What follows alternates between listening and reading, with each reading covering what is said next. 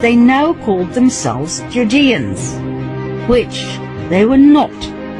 Mind you, the name Jew wasn't invented until the 18th century.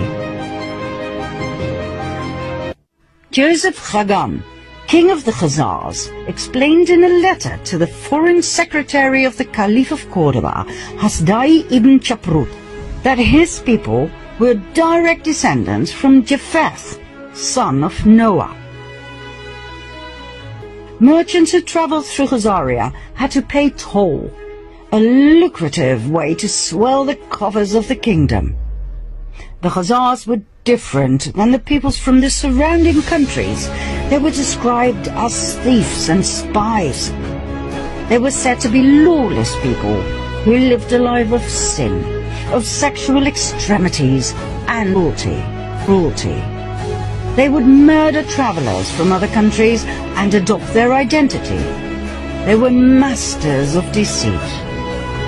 And, last but not least, they were said to worship Baal, also referred to as Moloch, a representation of Lucifer that demanded child sacrifice.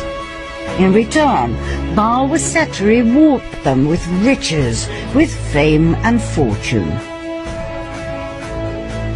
The neighboring countries despised them.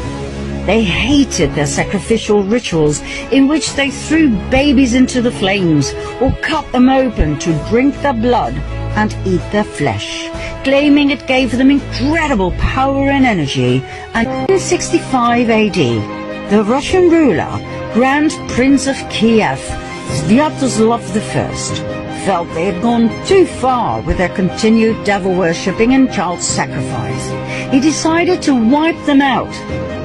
But the Khazars had their spies everywhere, and the Russian cunning plan was brought to the ears of the Khazarian king, who, just in time, fled the country with his 25 wives and 60 concubines, all of the nobility, plus an enormous amount of gold and silver.